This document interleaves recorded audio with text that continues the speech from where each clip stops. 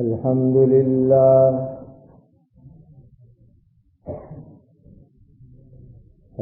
لله نحمده ونستعينه ونستغفره ونؤمن به ونتوكل عليه ونعوذ بالله من شرور أنفسنا ومن سيئات أعمالنا من يهده الله فلا مضل له ومن يضلله فلا هادي له وأشهد أن لا إله إلا الله وحده لا شريك له وأشهد أن سيدنا وشفيعنا ومولانا محمدا عبده ورسوله صلوات الله تبارك وتعالى عليه وعلى آله وأصحابه وذرياته وأهل بيته وأهل طاعته وبارك وسلم تسليما كثيرا. أما بعد فأعوذ بالله من الشيطان الرجيم. بسم الله الرحمن الرحيم. وقلنا يا آدم اسكن أنت وزوجك الجنة وكلا منها رغدا حيث شئتما ولا تقربا هذه الشجرة فتكونا من الظالمين. صدق الله مولانا العظيم. القول البدیع میں ایک حدیث نقل کی گئی ہے، جو مسلمان روزانہ صبح میں 10 مرتبہ اور شام کو 10 مرتبہ درود شریف پڑھنے کا معمول بنائے گا، قیامت کے دن حضرت نبی کریم صلی اللہ علیہ وسلم اس کی سفارش کریں گے، اور جس کو حضور کی شفاعت اور سفارش مل جائے گی اس کے لیے جنت میں جانا آسان ہو جائے گا. اسی لیے ہر مسلمان کو صبح شام اس حدیث پر عمل کرنے کی نیت سے 10 مرتبہ درود کا معمول بنانا چاہیے. اللہ تعالیٰ آپ کو، مجھ کو، ایمان والے بھائی بہنوں کو اس حدیث پر عمل کی توفیق عطا فرمائے. اللہ تعالیٰ نے اپنے فضل و کرم سے ہم کو انسان بنایا. ایک مخلوق اللہ تعالیٰ نے بنائی جس کو فرشتے کہتے ہیں، اور لگتا ایسا ہے کہ اللہ نے فرشتوں کو پہلے بنایا تھا، پھر دوسرے نمبر کے اوپر جنات اور شیاطین کو بنایا،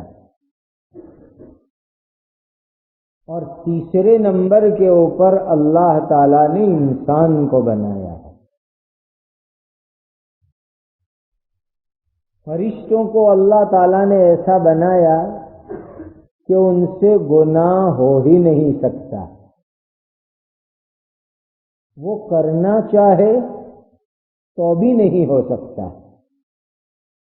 ان کی طبیعت، ان کا مزاج، ان کی فطرت اللہ نے ایسی بنائی کہ ان سے کوئی گناہ کا کام ہو ہی نہیں سکتا. قرآن کی ایک آیت میں اللہ فرماتے ہیں لا یعصون اللہ ما امرہم ویفعلون ما یؤمرون. یہ اللہ کے فرشتوں کے بارے میں ہے. کہ اللہ جس چیز کا ان کو حکم دیتے ہیں وہ حکم پورا کرتے ہیں اور ذرہ برابر بھی اللہ کی نافرمانی نہیں کرتے۔ پھر دوسری مخلوق آئی جنات اور شیاطین۔ یہ شیطان، ان کو اللہ تعالیٰ نے آگ سے بنایا، فرشتوں کو نور سے بنایا، اور نورانی مخلوق ہونے کی وجہ سے وہ عام طور پر ہم کو نظر نہیں آتے، اور شیطان اور جنوں کو اللہ نے آگ سے بنایا، اسی لیے وہ بھی ہم کو عام طور پر نظر نہیں آتے۔ لیکن یہ فرشتے ہیں، کبھی کبھی انسان کی شکل میں آتے ہیں تو پھر ہم کو نظر آ سکتے ہیں۔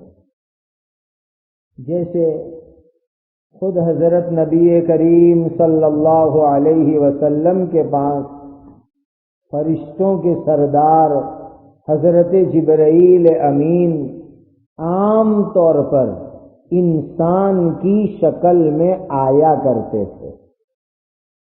کبھی کسی گاؤں والے کی شکل میں آتے، جیسے گاؤں کے رہنے والے ہوتے ہیں، عرب کے بدو، دیہاتی گاؤں کے لوگ، ان کی شکل میں جبرائیل آتے۔ اور کبھی ایک صحابی ہے حضرت دحیہ رضی اللہ تعالی عنہ، لوگوں کو نئے نئے نام اپنے بچوں کے رکھنے کے شوق ہوتے ہیں، تو یہ دحیہ نام میں نے تو آج تک کسی نے رکھا ہو سنا نہیں ہے، یہ ایک صحابی کا نام ہے اور بڑے حسین اور خوبصورت صحابی تھے۔ یہ نام بتلا دیتا ہوں، اللہ کسی کے یہاں بیٹا عطا فرمائے تو اس صحابی کے نام پر سے نام رکھ لینا۔ اور جبرائیل امین حضرت دحیہ رضی اللہ تعالی عنہ کی شکل میں نبی کریم صلی اللہ علیہ وسلم کے پاس آتے تھے۔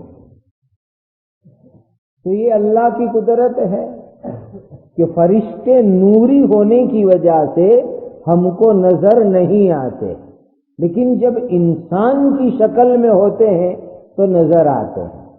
جیسے جبرائیل حضرت دحیہ کی شکل میں آئے، کسی گاؤں والے کی شکل میں آئے تو صحابہ ان کو دیکھ لیا کرتے تھے۔ اور یہی حال ہے جنات کا بھی، کہ اصلی شکل میں ہم کو نظر نہیں آتے، ہاں پتہ چلتا ہے، جیسے رات میں کسی نے پلنگ ہلائی، نظر تو کچھ آتا نہیں، لیکن پتہ چل رہا ہے کہ ہے یہاں موجود۔ کبھی کھڑکی ہل گئی، کبھی کچھ اور ہو گیا، تو پتہ چلتا ہے کہ یہاں جنات ہے، اگرچہ نظر نہیں آتے۔ لیکن یہ جنات جب انسان کی شکل کے اندر آتے ہیں تو اس وقت کے اوپر نظر آتے ہیں کہ یہ رہا ہے انسان، حقیقت کے اندر وہ جن ہوا کرتا ہے۔ ہمارے یہاں دابھیل مدرسے میں جب میں پڑھنے کے لیے آیا، اس وقت پرانے روم تھے، اب تو وہ سب ختم ہو گئے، بہت سالوں کے پرانے، زمین کے اوپر گراؤنڈ فلور پر تھے، اوپر یہ نڑیے لگے ہوئے تھے۔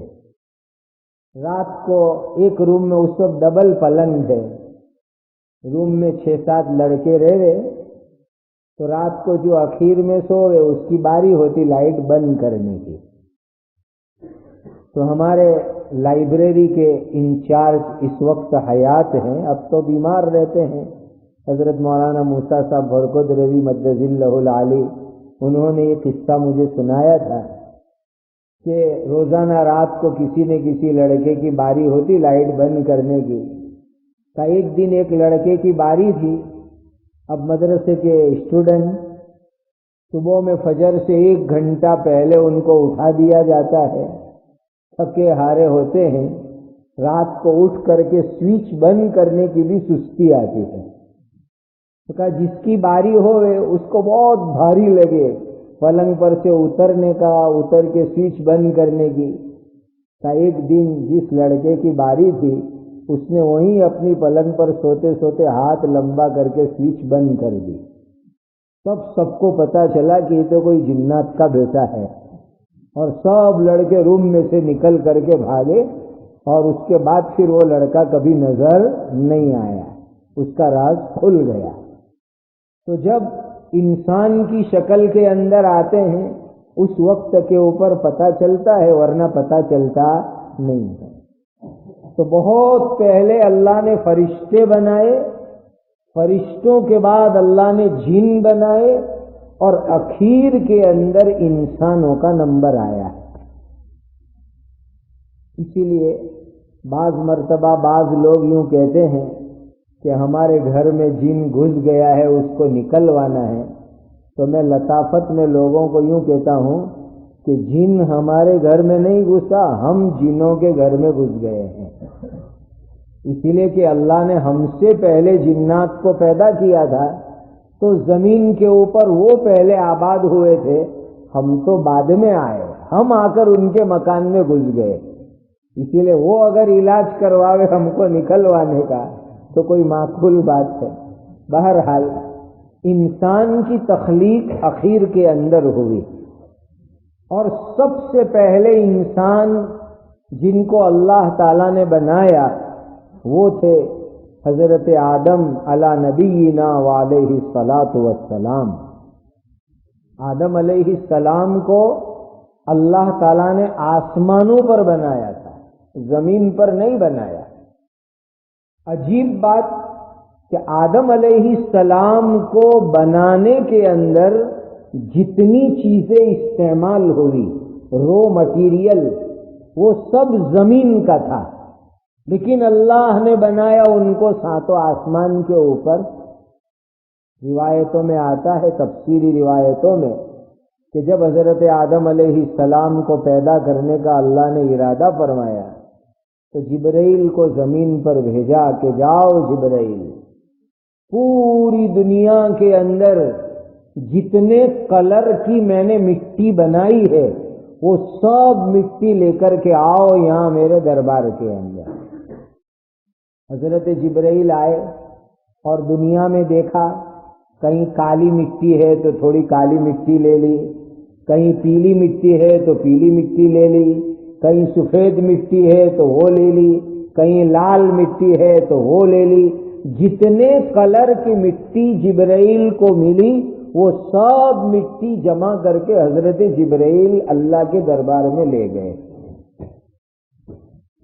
اور دیکھو اللہ تعالیٰ کی عجیب و غریب قدرت ہے کہ دنیا میں الگ الگ علاقے میں الگ الگ کلر کی اللہ نے زمین بنائی ہے.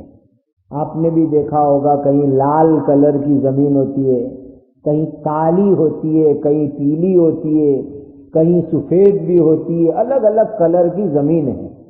اور بعض جگہ دنیا میں اللہ نے ایسی بنائی کہ آپ کی یہ مسجد ہے یا اس سے تھوڑی جگہ، اتنی ہی جگہ میں تمام کلر کی مٹی ایک جگہ جمع ہوتی ہے.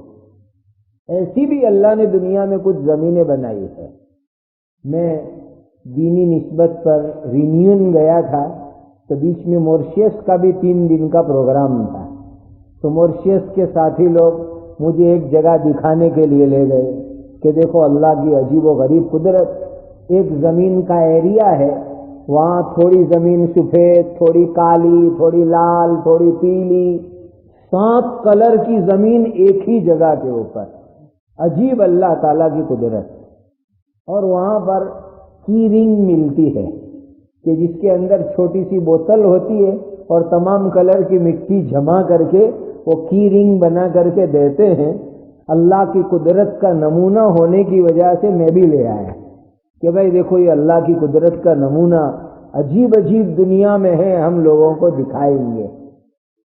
حضرت جبرائیل جب تمام کلر کی مٹی اللہ کے دربار میں لے گئے تو پھر حکم یہ ہوا کہ دنیا کے اندر جتنے قسم کا پانی ہے وہ بھی لے آؤ.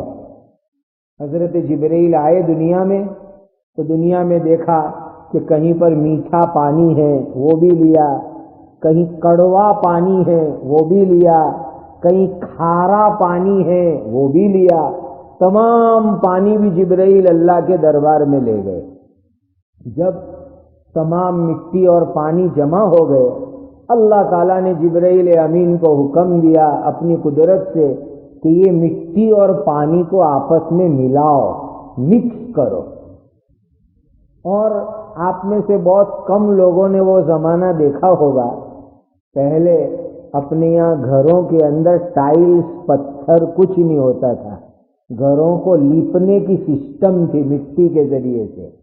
تو زمین جب لیپتے تھے تو اس کی بہت ساری پروسیجر کرنی پڑتی تھی، کئی دنوں سے وہ مٹی جمع کرتے تھے، اندر پانی ڈال کے رکھتے تھے، پھر اندر یہ چاول کے اوپر کا جو چھلکا ہوتا ہے وہ چھلکا اس میں ملاتے تھے، اس کو کئی دن تک پانی ڈالو سکھاؤ، پانی ڈالو سکھاؤ، پھر وہ چکنی ہو جاوے تب جا کر اس سے لپائی ہوتی تھی، اور اس میں عورتیں شاندار ڈیزائن بھی بنایا کرتی تھی۔ اب تو وہ سب چیزیں ختم ہو گئی۔ تو حضرت آدم علیہ السلام کو پیدا کرنے سے پہلے دنیا میں سے تمام کلر کی مٹی اور ہر قسم کا پانی اللہ تعالیٰ نے جمع کروایا، اس کو ملوایا، اور مل کر کے وہ مٹی جب سڑ گئی، چکنی ہو گئی، اس میں سے حضرت آدم علیہ السلام کا پتلا بنایا، اسٹیچو، پتلا بنایا اللہ تعالیٰ نے اپنی قدرت سے۔ جب تک پتلا بنا وہاں تک کی تمام چیزیں اللہ نے زمین سے منگوائی، اور آسمان پر حضرت آدم علیہ السلام کا پتلا تیار ہوا۔ جب اسٹیچو پتلا تیار ہو گیا، اب اصل چیز اس میں ڈالنے کی باقی تھی، وہ تھی روح ڈالنا، کیونکہ پتلے کے اندر روح جب تک نہ آوے وہاں تک وہ پتلا بیکار تھا۔ اللہ تعالیٰ نے خود قرآن کے اندر ارشاد فرمایا، وَنَفَخْتُ فِيهِ مِن رُّوحِي وَنَفَخْتُ فِيهِ مِن رُّوحِي، اللہ نے اپنی روح حضرت آدم علیہ السلام کے اندر پھونک دی، اور آدم علیہ السلام زندہ ہو گئے، ان میں حیات آ گئی، زندہ ہو گئے آدم علیہ السلام۔ دیکھو یہ ہماری جو روح ہے نا، یہ روح ایسی چیز ہے کہ اس کے بنانے میں اللہ تعالیٰ نے کوئی مٹیریل استعمال نہیں کیا۔ باڈی بنانے میں بہت سارا مٹیریل استعمال ہوا، لیکن روح بنانے میں کوئی مٹیریل استعمال نہیں ہوا۔ بغیر سامان کے، بغیر مٹیریل کے اللہ نے اپنی قدرت سے روح بنائی۔ اسی لیے مکہ کے کافروں نے حضرت نبی کریم صلی اللہ علیہ وسلم کے نبی ہونے کا ایک مرتبہ ایگزام لیا کہ آپ اللہ کے سچے نبی ہے کہ نہیں ہے، ذرا ان کا ایگزام لو۔ تو مکہ کے کافر کہنے لگے، ہم تو امی لوگ، ہم کو تو کچھ آتا جاتا ہے نہیں، ہم ایگزام کیسے لے وے؟ کا مدینہ کے اندر جو یہودی لوگ رہتے تھے وہ ہائر ایجوکیشن رکھتے تھے، ہائی ایجوکیٹڈ تھے وہ لوگ، اسی لیے کہ ان کے پاس تورات کتاب تھی، انجیل کتاب تھی، وہ اس کو پڑھے ہوئے تھے، اور ان کے پاس بہت بڑا نالج تھا، بڑا علم تھا۔ تو کہا مدینہ کے یہودیوں کے پاس کچھ ایگزام کے سوالات سیکھ لو، اور پھر ہم اس نبی کو پوچھتے ہیں، پتہ چلے گا کہ یہ اللہ کے سچے نبی ہے کہ نہیں ہے۔ تو واقعہ شان نزول کا بہت لمبا ہے۔ مدینہ کے یہودیوں کے پاس مکہ کے کافروں کا ایک ڈیپوٹیشن گیا، اور یہودیوں نے 3 سوال سکھائے۔ اس میں ایک سوال یہ سکھایا تھا کہ یہ آدمی جو اپنے آپ کو نبی کہتے ہیں، ان کو یہ پوچھو کہ روح کیا چیز ہوتی ہے۔ یہ سوال بھی انہوں نے کروایا۔ چنانچہ ان کافروں نے آ کر کے نبی کریم صلی اللہ علیہ وسلم کو پوچھا، اور قرآن کے اندر وہ سوال جواب موجود ہے، وَيَسْأَلُونَكَ عَنِ الرُّوحِ قُلِ الرُّوحُ مِنْ أَمْرِ رَبِّي وما اوتیتم من العلم الا قلیلا.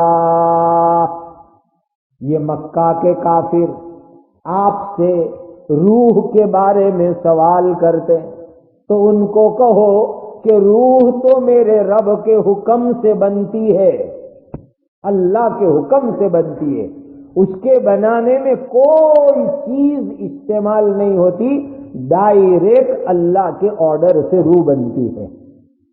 اور آگے اللہ نے فرمایا تم لوگوں کو بہت تھوڑا علم، نالج، ایجوکیشن بہت تھوڑا دیا گیا ہے، اسی لیے آج سائنس ٹیکنالوجی اتنی آگے بڑھی کہ وہ لوگ چاند پر جا رہے ہیں اور اللہ جانے کون کون سے سیارے پر یہ لوگ جانے کی باتیں کرتے ہیں، لیکن روح کی حقیقت آج تک سائنٹسٹ لوگ معلوم نہیں کر سکے اور قیامت تک معلوم بھی نہیں کر سکتے. بہت ریسرچ کیے انہوں نے، قسم کے ریسرچ کیے، لیکن آج تک یہ روح کیا چیز ہے وہ اس کو معلوم نہیں کر سکے اور وہ اس کی حقیقت کو معلوم کر بھی نہیں سکتے. اور اللہ تعالیٰ نے اسی لیے فرمایا وَمَا أُوتِيتُم مِّنَ الْعِلْمِ إِلَّا قَلِيلًا، تم کو جو اللہ نے علم دیا بہت تھوڑا اور معمولی دیا ہے. خیر، تو حضرت آدم علیہ السلام کے بدن کے اندر جب روح آ گئی اور وہ زندہ ہو گئے اور فرشتوں کے سجدے والا واقعہ ہو چکا، اللہ تعالیٰ نے حضرت آدم علیہ السلام کو حکم دیا کہ اب رہنا ہے تو کہاں رہیں گے؟ تو رہنے کے لیے اللہ نے جنت بتلائی اور حکم دیا وَقُلْنَا يَا آدَمُ اسْكُنْ أَنْتَ وَزَوْجُكَ الْجَنَّةَ، اے آدم تم اور تمہاری بیوی حوا دونوں جنت میں جا کر کے رہو. اللہ نے حکم دیا دونوں کو رہنے کے راستے.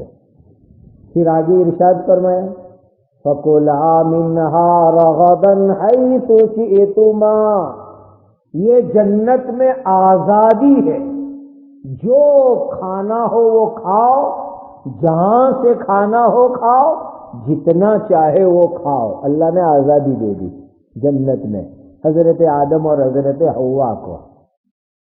لیکن اللہ تعالیٰ نے ایک بات عجیب ارشاد فرمائی. کیا فرمایا؟ لا تقربا هذه الشجرہ، لا تقربا هذه الشجرہ.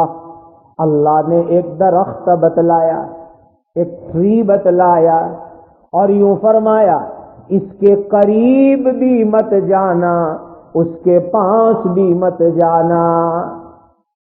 فَتَكُونَا مِنَ الظَّالِمِينَ، اگر تم گئے اس درخت کے قریب میں تو تم بہت بڑے قصوروار بن جاؤ گے، بہت بڑے جو ہے ہمارے حکم کو توڑنے والے بن جاؤ گے، اس کے پاس مت جانا. اب وہ ایک درخت کون سا تھا اللہ نے قرآن میں نہیں بتلایا اور حدیث میں بھی نہیں ہے، اسی لیے اپنے کو یہ چکر میں نہیں پڑنے کا کہ وہ کون سا درخت تھا. قیامت کے دن جب جنت میں آدم علیہ السلام کی ملاقات ہوگی تو پوچھیں گے کہ بابا آدم بتاؤ وہ کون سا درخت تھا، اور امید ہے کہ وہ انشاءاللہ بتلائیں گے. مفسرین جو ہے اللہ جانے کہاں سے یہ روایتیں لائے ہیں. کسی نے لکھا کہ وہ گھؤں تھا، کسی نے لکھا کہ وہ کیلا تھا، کسی نے لکھا انجیر تھا. ایسی الگ الگ روایتیں مفسرین نے لکھی ہے، باقی نہ قرآن میں ہے نہ کسی مستند حدیث کے اندر اس کا تذکرہ ہے. اور جو چیز اللہ نے چھپائی اس کے ڈیپ میں جانے کے چکر میں نہیں پڑنے کا. یہ قانون سیکھ لو، جو چیز اللہ تعالیٰ نے نہیں بتلائی، خدا نے چھپا کے رکھی، اس کے ڈیپ میں جانے کی فکر میں پڑنے کا نہیں. خود امام ابن کثیر رحمت اللہ علیہ نے اپنی تفسیر میں ایک اصول لکھا ہے، ابہموا ما ابہم اللہ، اللہ نے جو چیز مبہم رکھی، چھپا کے رکھی، اس کو تم بھی چھپا کے رکھو، مبہم رکھو، اس کو کھولنے کے چکر میں بہت پڑو مت۔ انسان کے بس میں کچھ ہے نہیں، بہت معمولی اللہ تعالیٰ نے انسان کو علم اور نالج عطا فرمایا ہے۔ بہرحال اللہ تعالیٰ نے فرمایا اس کے قریب مت جانا ہے۔ اب آپ کے ذہن میں ایک سوال آنا چاہیے کہ جنت تو آزادی کی جگہ ہے، جنت کوئی پابندی کی جگہ تھوڑی ہے۔ دیکھو دنیا میں شراب پینا حرام ہے، شراب نہیں پی سکتے، ڈرگز نہیں لے سکتے، حرام ہے ہماری شریعت کے اندر۔ قرآن میں اللہ نے اعلان فرمایا انما الخمر والمیسر والانصاب والازلام رجس من عمل الشیطان فاجتنبوہ۔ شراب اور جگار یہ سب حرام چیزیں، اس سے اپنے آپ کو بچاؤ۔ لیکن جنت میں اللہ تعالیٰ نے شراب کی نہر بنائی ہے جنتیوں کے پینے کے واسطے، اور جنت میں اللہ خود شراب پلائیں گے۔ وَسَقَاهُمْ رَبُّهُمْ شَرَابًا طَهُورًا، اللہ تعالیٰ ان کو جنت میں پاکیزہ شراب پلائیں گے۔ دنیا میں گولڈ پہننا مردوں کے لیے اللہ نے حرام کیا ہے، یہ گولڈ اللہ نے عورتوں کے لیے رکھا ہے، مرد نہیں پہن سکتے۔ سلور چاندی بھی کتنی؟ صرف انگوٹھی ریتی، وہ بھی 4 گرام، اس سے زیادہ نہیں۔ اس کے علاوہ چین حرام، ہاتھ میں کڑا پہننا حرام، اور اب تو بہت سے لوگ کان میں، مرد بھی کان میں پہنتے ہیں، وہ بھی حرام۔ اور ایک سے زیادہ ویسی پہننا وہ بھی منع، بس ایک انگوٹھی پہن سکتے ہیں، وہ بھی زیادہ سے زیادہ 4 گرام کے، اس سے زیادہ نہیں۔ تو دنیا میں اللہ نے سونا چاندی جو ہے، چاندی کی لمیٹڈ اور سونا تو بالکل حرام کر دیا مردوں کے لیے۔ لیکن قرآن کے اندر ہے کہ اللہ تعالیٰ جنت میں جنتیوں کو پورے ہاتھ میں سونا پہنائیں گے، گلے میں سونا پہنائیں گے، قسم قسم کا سونا اللہ پہنائیں گے۔ آج سے 100-200 سال پہلے جو لوگ قرآن کی تفسیر لکھتے تھے، وہ لوگ ایک سوال کھڑا کرتے تھے تفسیروں میں کہ ارے یہ سونا چاندی تو عورتوں کی چیز ہے، اللہ جنت میں مردوں کو کیسے پہنائیں گے؟ لیکن آج کا زمانہ ایسا آ گیا کہ اب یہ سوال کوئی سوال باقی رہا نہیں۔ جیسے جیسے دنیا آگے بڑھ رہی ہے، زمانہ آگے بڑھ رہا ہے، ایک سے ایک فیشنیں آ رہی ہے، چاہے وہ فیشن جو ہے گانڈوں جیسی ہو اور پاگلوں جیسی ہو، لیکن فیشنیں آ رہی ہے۔ اب دیکھو لوگ نیکلس پہنتے، یہ پہنتے، وہ پہنتے۔ میں نے کہا آگے چلتے چلتے زمانہ جو ہے قیامت کا آئے گا، اور جنت میں جائیں گے تو وہاں اللہ تعالیٰ جو ہے یہ زیورات پہنائیں گے، اور وہ تو دنیا آخرت کی دنیا ہے۔ اور جنت میں مردوں کو بھی سونے چاندی کے زیورات بڑے اچھے اور بڑے خوبصورت لگیں گے، کیونکہ پہنانے والے ہوں گے اللہ دیں گے۔ اس وجہ سے اسی فیشن کے اوپر ایک بات یاد آ گئی، بہت سے نوجوان ملنے کے لیے آتے وہاں بھی، تو میں ان بیچاروں کو کہتا ہوں کہ بھائی آئندہ کپڑے خریدنے کے لیے جاؤ اور پیسے کم ہو تو میری طرف سے ہدیہ لے جانا، لیکن ایسے پھٹیلے کپڑے مت خرید کے لانا، میں کہتا ہوں نوجوان دوستوں کو، کیونکہ اب تو ایک پہن کی ایسی اسٹائل آ گئی اللہ کی پناہ، یہاں پھٹیلا، یہاں پھٹیلا، یہاں پھٹیلا۔ ارے یہ کیا؟ یہ تو ایسا لگتا ہے کہ تم کہیں جو ہے ڈسپوز کپڑے بکتے ہو، جہاں پرانے پھٹیلے سڑیلے وہ خرید کر لے۔ یہ کوئی فیشن ہوئی؟ یہ کوئی اسٹائل ہوئی؟ بلکہ بعض مرتبہ تو زیادہ مقدار میں اگر پھٹا ہوگا اور یہ سطر والی جگہ پر ہوگا تو نماز نہیں ہوگی، آپ کی نماز نہیں ہوگی اس کی وجہ سے، اتنی مقدار میں سطر کھل جاوے تو۔ اس لیے بھائی اندھی فیشنوں کے چکر میں پڑنا نہیں چاہیے۔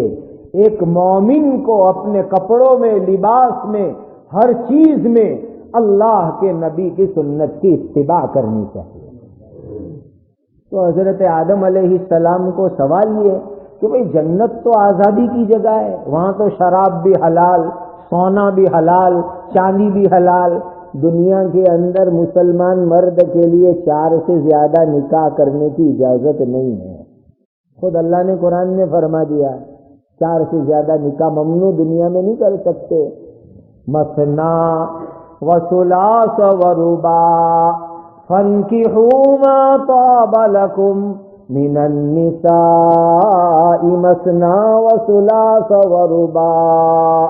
اگر تمہارے پاس حق ادا کرنے کی طاقت ہو تو 1 سے زیادہ 2، 3، 4 بیویوں سے نکاح کرو ایک وقت میں، یہ لاسٹ بارڈر ہے۔ لیکن جنت میں بالکل شروع ہی میں اللہ تعالیٰ ایک جنتی کو 72 حور عطا فرمائیں گے، 72 حور عطا فرمائیں گے بالکل شروع ہی میں، اور بعد میں جو نئی ملے گی وہ الگ۔ تو دنیا میں دیکھو 4 کے اوپر پابندی، اور وہاں شروع سے 72 ملے گی، وہ دنیا ہی بالکل الگ اور نرالی ہے۔ کل وینڈا میں ایک صاحب نے ایک عجیب لطیفہ سنایا رات کو کھاتے ہوئے، لطیفہ ہی ہے یہ، اس سے آگے اس کو مت لے جانا۔ کہنے لگے کہ استاد محترم حضرت مولانا سلیمان صاحب چوکسی دامت برکاتہم العالیہ وینڈا تشریف لاتے ہیں، تو کہا ایک مرتبہ انہوں نے 2-3 دن تک رمضان میں مسلسل حور کا بیان کیا۔ تو ایک صاحب کہنے لگے مول صاحب حور نو بیان ہوئے بند کرو، نہیں تو وہ تو پھانسو کھائے نہ ہوئے مری جوا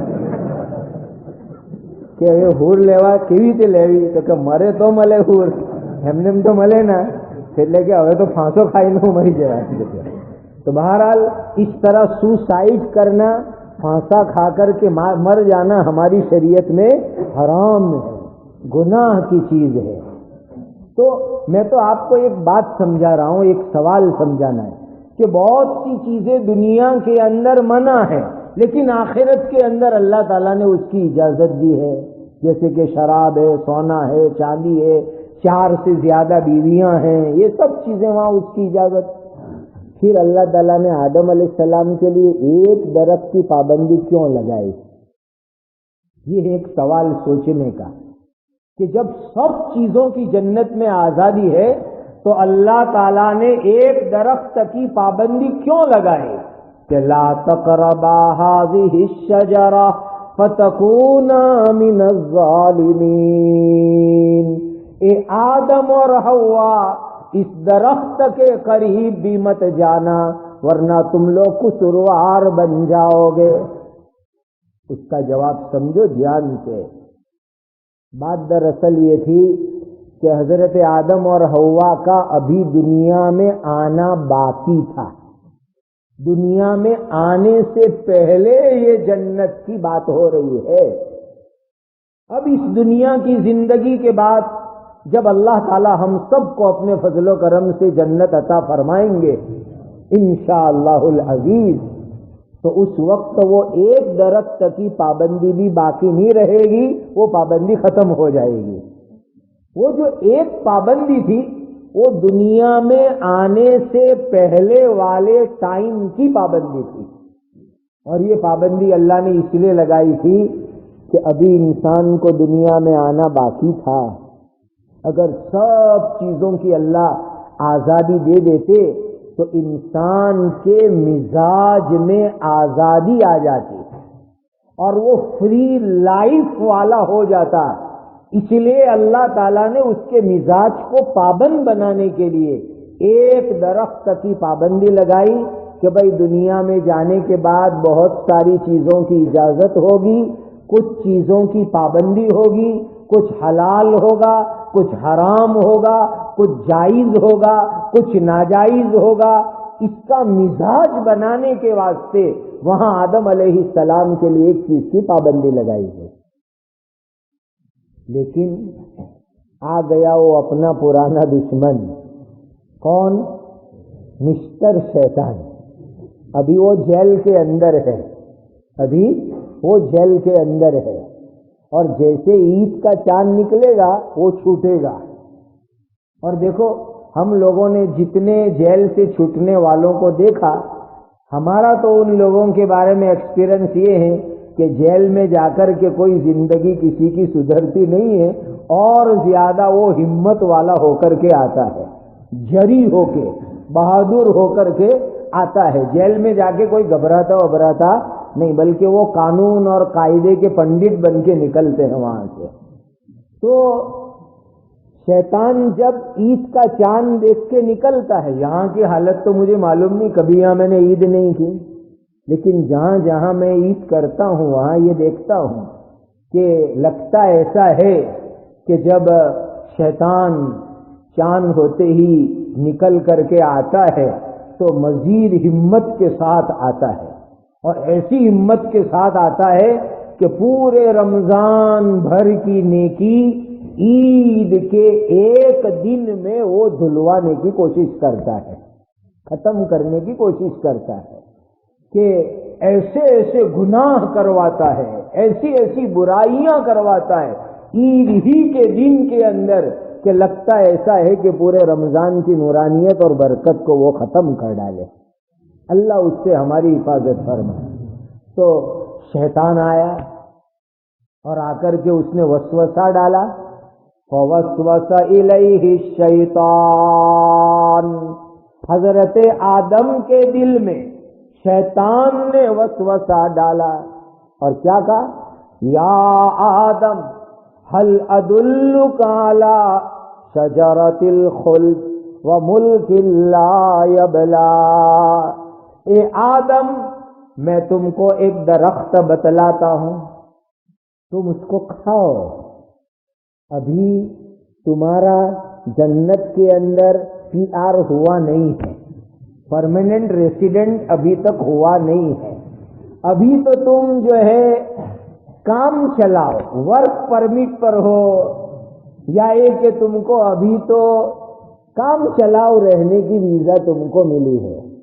اگر تم اس درخت کو کھا لوگے شجرۃ الخلد تو تم کو جنت میں ہمیشہ رہنے کا ویزا مل جائے گا، پرماننٹ ویزا مل جائے گا، اور تم پھر جنت میں ہمیشہ مزے سے رہو گے.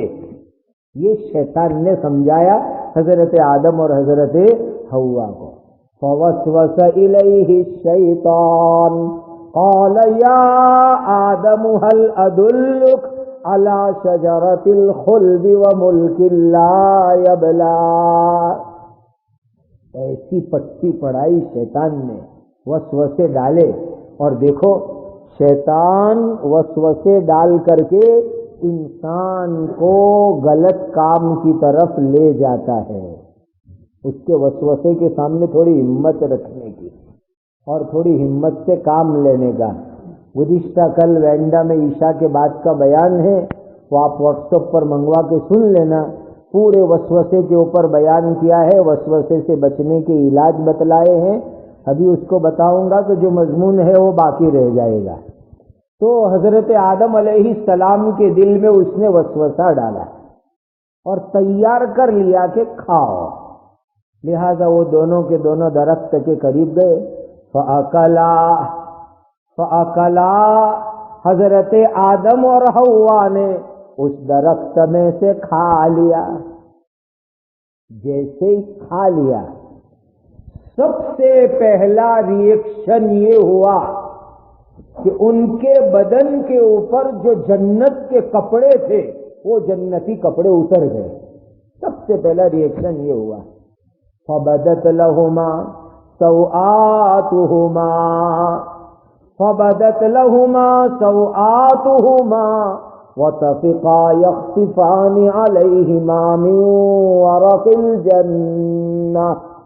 دونوں کے بدن کے اوپر سے جنتی کپڑے نکل گئے، ستر کھل گیا. حضرت آدم اور حوا دوڑے اور جنت کے پتے توڑ کر کے اپنے ستر کو چھپانے لگے.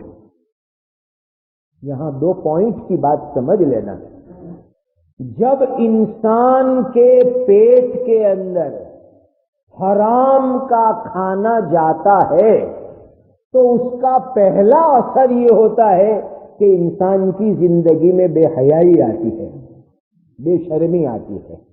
اس سے یہ نقطہ مستنبط ہوتا ہے، جو درخت کھانے سے اللہ نے منع فرمایا تھا وہ درخت کھایا کہ فوراً حضرت آدم اور حوا کے بدن سے جنتی کپڑے نکل گئے، اور درختوں کے پتے توڑ کر انہوں نے اپنے بدن کو چھپایا۔ اس سے یہ بات سمجھ میں آئی کہ حرام کی کمائی، حرام کا کھانا جب پیٹ میں جاتا ہے تو انسان بے حیا اور بے شرم بن جاتا ہے۔ آج جب ہم مسلمان بچیوں کو دیکھتے ہیں، ان کے کپڑے، ان کے لباس، کہ مرد عورت کے کپڑوں میں کوئی فرق نہیں، تب یہ شک ہونے لگتا ہے کہ شاید ان کے ماں باپ کی کمائی میں کوئی حرام چیز ہوگی جس کا ری ایکشن ان کی عورتوں کے کپڑوں پر دیکھنے میں آتا ہے۔ اور دوسری ایک پوائنٹ کی بات سمجھو کہ انسان کی فطرت کیا ہونی چاہیے۔ حضرت آدم اور حضرت حوا جب ان کے بدن پر سے کپڑے اتر گئے تو انہوں نے ننگے بدن رہنا پسند نہیں کیا، حالانکہ پورے جنت کے اندر تیسرا کوئی انسان نہیں تھا۔ حضرت آدم ہے، حضرت حوا ہے، تیسرا کوئی انسان نہیں، لیکن اس کے باوجود بھی انہوں نے کھلے بدن رہنا پسند نہیں کیا، فوراً درختوں کے پتے توڑے اپنے بدن کے اوپر لپیٹ لیے۔ یہ ہے حیا اور شرم کی بات کہ ہمارا ستر کھلا ہوا رہے، یہ اچھی بات نہیں ہے، بلکہ ستر کو فوراً ڈھانک لینا چاہیے۔ ایک ری ایکشن یہ ہوا۔ اس کے بعد اللہ تعالیٰ کا حکم آیا، قَالَ اهْبِطَا مِنْهَا جَمِيعًا، جنت میں سے اترو، جاؤ دنیا کے اندر۔ میں نے تم کو نہیں کہا تھا أَلَمْ أَنْهَكُمَا أَنْ تِلْكُمَا الشَّجَرَةَ وَأَقُلْ لَكُمَا إِنَّ الشَّيْطَانَ لَكُمَا عَدُوٌّ مُبِينٌ۔ اے آدم اور حوا، میں نے تم کو منع نہیں کیا تھا کہ اس درخت سے مت کھانا، اور میں نے یہ نہیں کہا تھا کہ شیطان تمہارا کھلم کھلا دشمن ہے؟ کہہ دیا تھا، بتلا دیا گیا تھا، پھر بھی تم نے بات مان لی، درخت میں سے کھا لیا، اب تم جنت میں نہیں رہ سکتے، جاؤ دنیا میں اتر کر کے جاؤ، جاؤ اب دنیا میں تم کو زندگی گزارنی ہے۔ حضرت آدم بھی آئے، حوا بھی آئی، شیطان بھی آیا دنیا کے اندر، سب آئے دنیا کے اندر، اور دنیا میں آنے کے بعد کشمکش، کھینچا تانی، لڑائی جھگڑے شروع ہوئے۔ بعضکم لبعض عدو، بعضکم لبعض عدو، تم آپس میں ایک دوسرے کے دشمن بن کے رہو گے، اور شیطان کے ساتھ تو دشمن بن کے رہنے میں ہی مزہ ہے۔ اگر اس کو جو دوست بنایا تو وہ انسان کو گمراہ کر ڈالتا ہے، بھٹکا دیتا ہے، اسی لیے اس کو تو دشمن ہی رکھنے کا۔ اس نے جنت سے نکلوایا، دنیا میں لایا، اس کو ہمیشہ دشمن بنا کر کے ہی رکھو۔ اب پہلی غلطی ہوئی، اس سے پہلے کبھی کوئی غلطی ہوئی نہیں تھی، پہلی بھول اللہ سے معافی کیسے مانگنے کی وہ بھی معلوم نہیں، لیکن روایتوں میں آتا ہے، بس یہ پوائنٹ سنانے کے لیے واقعہ میں نے آپ کو سنایا۔ حضرت آدم علیہ السلام سے، ماں حوا سے پہلی غلطی ہو گئی، چک اور بھول ہو گئی، تو فوراً اللہ کی بارگاہ کے اندر دونوں رونے لگے، اور کتنا روئے، تفسیر کی کتابوں میں لکھا ہے اتنا روئے کہ حضرت آدم اور حوا کے آنسو کو جمع کیا جائے اور تمام انسانوں کے آنسو کو جمع کیا جائے تو ان کے آنسو زیادہ ہو جائیں گے، اتنا روئے اللہ کی بارگاہ میں۔ بعض روایتوں سے پتہ چلتا ہے کہ گناہ ہونے پر، غلطی ہونے پر، بھول چوک ہونے پر اتنی شرم آئی کہ ایک روایت میں کہ 40 برس تک نیچے سے اوپر نہیں دیکھا، 40 برس تک نیچے سے اوپر نہیں دیکھا۔ آج تو ہم گناہ کرتے ہیں اور بے دھڑک دنیا میں پھرتے رہتے ہیں جیسے گناہ پر کوئی شرم ہی نہیں آتی ہم لوگوں کو۔ اور یہ چیز بڑی خطرناک ہے کہ آدمی گناہ کرے اور گناہ کے اوپر اس کو ندامت اور پچھتاوا بھی نہ ہونے پاوے۔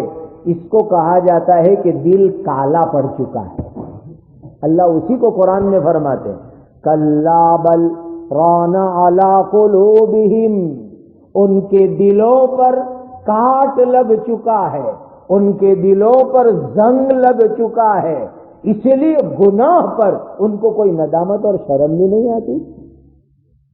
تو روئے، دونوں روتے رہے، بولے ہی نہیں، اوپر سے نیچے سے اوپر نہیں دیکھتے، رو رہے۔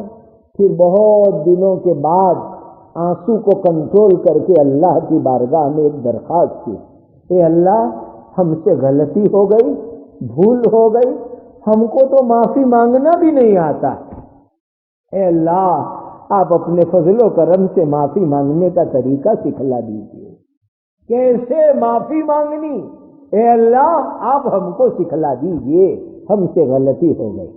بس یہ پوائنٹ یاد رکھ لو، آج تک ہم نے جو گناہ کیے اس گناہ پر اللہ کی بارگاہ میں سچے دل سے اقرار کر لو، مان لو، اے اللہ مجھ سے یہ گناہ ہوا، وہ گناہ ہوا، یہ برائی ہوئی، وہ برائی ہوئی، اور تنہائی میں، اکیلے میں، سب کے سامنے نہیں، اکیلے میں اللہ کے سامنے اقرار کر لو۔ جو بندہ اور بندی اقرار کرتے ہیں اللہ تعالیٰ کو ان پر بڑا پیار آتا ہے۔ حضرت آدم اور حوا نے اقرار کر لیا، اس کے بعد اللہ کو کہا اللہ معافی مانگنے کا طریقہ سکھاؤ، تو خود اللہ تعالیٰ نے معافی مانگنے کا طریقہ سکھایا۔ اگر اس طریقے سے ہم لوگ معافی مانگیں گے تو اللہ مجھے اور آپ کو بھی انشاءاللہ معاف کر دیں گے۔ تو ایک چیز ہو گئی اپنے گناہ پر اقرار، کہ ہم اللہ کے سامنے تنہائی میں اقرار کریں گے کہ اللہ ہم نے بہت گناہ کیے۔ کسی نے بہت اچھی بات کہی، بے گناہ نہ گزشت برمن ساعتے، بے گناہ نہ گزشت برمن ساعتے، باحضور دل نہ کردم طاعتے، بے گناہ نہ گزشت برمن ساعتے، بے حضور دل نہ کردم طاعتے، بے گناہ نہ گزشت برمن ساعتے، اے اللہ زندگی کی کوئی منٹ، کوئی گھڑی ایسی نہیں گزری جس کے اندر میں نے گناہ نہیں کیا، ہر وقت میں نے گناہ کیا۔ با حضور دل نہ کردم طاعتے، ایک عبادت بھی تیرے دھیان کے ساتھ میں نے آج تک نہیں کی۔ اللہ کے سامنے اقرار کر لو، اپنے گناہوں کا اقرار کر لو۔ اور دوسرا کام جو آدم علیہ السلام نے کیا وہ رونے کا، رو اللہ کے سامنے، معافی مانگو، آنسو نکالو آنکھ میں سے۔ تہجد میں، سحری کے وقت تہجد پڑھو، گھروں میں پڑھو، تہجد گھر میں پڑھنا افضل ہے، اور ذرا لائٹ بند کر کے اندھیرے میں پڑھو، اور اس کے بعد گرم گرم آنسو بہاؤ اور اپنے گناہ کو اقرار کر لو۔ اور پھر آدم علیہ السلام کو اللہ نے جو دعا سکھائی تھی وہ دعا پڑھو۔ اللہ نے دعا سکھائی آدم علیہ السلام کو، ربنا ظلمنا انفسنا وَإِن لَّمْ تَغْفِرْ لَنَا وَتَرْحَمْنَا لَنَكُونَنَّ مِنَ الْخَاسِرِينَ۔ ربنا، اے ہمارے رب، ظلمنا انفسنا، ہم نے گناہ کر کے ہماری جان پہ ظلم کیا، ہمارا نقصان کر ڈالا۔ وَإِن لَّمْ تَغْفِرْ لَنَا، اگر آپ ہم کو معاف نہیں کریں گے، وَتَرْحَمْنَا، آپ رحم نہیں کریں گے، تو لَنَكُونَنَّ مِنَ الْخَاسِرِينَ، ہم تو برباد ہو جائیں گے، دنیا بھی برباد، آخرت بھی برباد ہو جائے گی۔ یہ تین چیزیں یاد رکھ لو، گناہوں کا اقرار اللہ کے سامنے، آنسو بہانا اور رونا اللہ کے سامنے، اور پھر سچے دل سے اللہ سے معافی مانگنا، اللہ آئندہ نہیں کروں گا. اور یہ دعا پڑھو جو دعا اللہ نے خود آدم علیہ السلام کو سکھلائی، ربنا ظلمنا انفسنا وَإِن لَّمْ تَغْفِرْ لَنَا وَتَرْحَمْنَا لَنَكُونَنَّ مِنَ الْخَاسِرِينَ. خود حضرت نبی کریم صلی اللہ علیہ وسلم اللہ کے سامنے بہت روتے تھے، بہت آنسو بہاتے تھے. اللہ مجھے آپ کو اس کی توفیق اور سعادت عطا فرمائے. اللہ تعالی ہمیں اس کے بارگاہ میں رونے والا بنا دے، آنسو بہانے والا بنا دے، اور اللہ تعالی اس کی برکت سے ہم سب کی مغفرت فرما دے. اور عید کا چاند نکلنے سے پہلے اللہ ہماری مغفرت فرما دے، جہنم کی آگ سے نجات عطا فرما دے، اور اللہ ہم کو جنت والوں میں شامل فرما دے. اللہ تعالی ہم سب کو اس کی بارگاہ میں رونے والا بنا دے. یہ جس کو دولت مل گئی سمجھو بہت بڑی دولت مل گئی. وآخر دعوانا ان الحمد للہ رب العالمین. اپنی عادت کے مطابق نماز کے متعلق ایک دو چھوٹی چھوٹی لیکن بڑی کام کی سنت میں آپ کو بتلاتا ہوں. حدیث میں آتا ہے کہ نبی کریم صلی اللہ علیہ وسلم وتر کی نماز میں پہلی رکعت میں سبح اسم ربک الاعلی، دوسری رکعت میں قل یا ایھا الکافرون، تیسری رکعت میں قل ھو اللہ احد پڑھا کرتے تھے. اسی لیے سال کے 11 مہینے ہم اکیلے وتر پڑھتے ہیں. قل یا ایھا الکافرون اور قل ھو اللہ تو یاد ہے ہی ہے. سبح اسم ربک الاعلی کی صورت بھی یاد کر لو تاکہ پورے سال وتر میں ہم پڑھ سکے. یہ نبی کریم صلی اللہ علیہ وسلم کی مبارک سنت ہے. پہلی رکعت میں قل یا ایھا الکافرون، دوسری رکعت میں پہلی رکعت میں سبح اسم ربک الاعلی، دوسری رکعت میں قل یا ایھا الکافرون، اور تیسری رکعت میں قل ھو اللہ احد. اور وتر کی نماز سے سلام پھرانے کے بعد نبی کریم صلی اللہ علیہ وسلم ایک تسبیح پڑھتے تھے، وہ بھی سنت ہے پڑھنا. سبحان الملک القدوس پڑھو، آسان ہے، یاد ہو جائے گی. سبحان الملک القدوس 2 مرتبہ، اور تیسری مرتبہ یوں پڑھنے کا سبحان الملک القدوس ذرا مت کر کے. اس طرح 3 مرتبہ وتر کے بعد پڑھنا، یہ حضور کی سنت ہے. سبحان الملک القدوس، سبحان الملک القدوس، سبحان الملک القدوس. اللہ تعالی ہم سب کو سنتوں کو سیکھ کر اس پر عمل کی توفیق اور سعادت عطا فرمائے. وآخر دعوانا ان الحمد للہ رب العالمین.